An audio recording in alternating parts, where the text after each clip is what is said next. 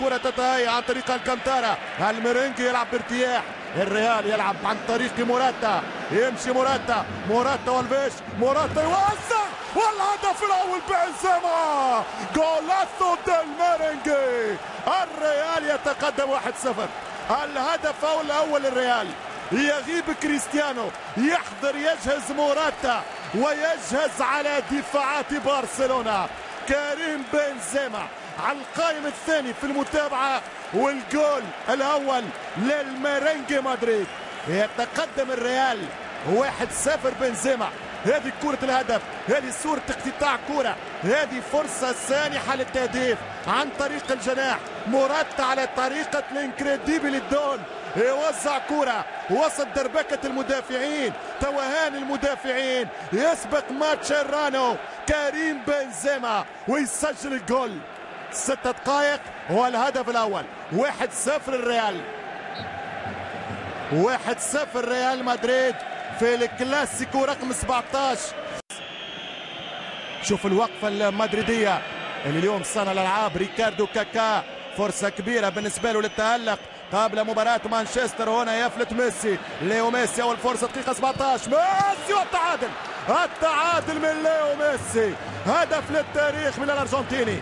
ليو ميسي في الدقيقة 18 يسجل الهدف رقم 18 في تاريخ الكلاسيكو، ليعادل رقم الأسطورة، رقم التاريخ لألفريدو دي ستيفانو.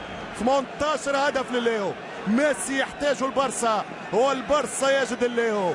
ليو ميسي يتعادل في 18 دقيقة لعب. هنا الباس في دار الدفاع، في دار المدافعين، فماش اوف سايد. قرار سليم، يبعد على الراموس، يقرب يسدد ودياغو لوبيز ما يتصداش. مش ممكن في هذا المكان يضيع الارجنتيني. ليو ميسي بحضور دياغو ارماندو مارادونا يبصم على هدف للتاريخ مع اسطورة اخرى، اسطورة حية اسمها دي ستيفانو. 18 هدف لليو ميسي، الثاني من مارس 2013. رقم اسطوري. ليرورا من جانب وجوزيه من جانب اخر. تمشي ركنيه عن طريق مودريتش. جول. جولاسو دي سيرخيو راموس الهدف الثاني. جول دي ريال مدريد. الهدف الثاني للميرينجي.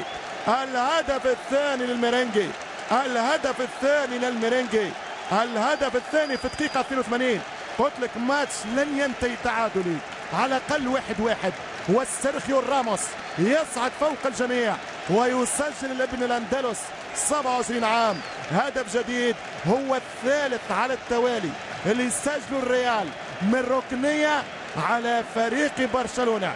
مش مقبول، مش معقول. وين التدريبات يا رورا؟ وين توقف فريقك يا رورا؟ مش ممكن فريق بحجم برشلونة ياكل اهداف متتالية بكرة ثابتة.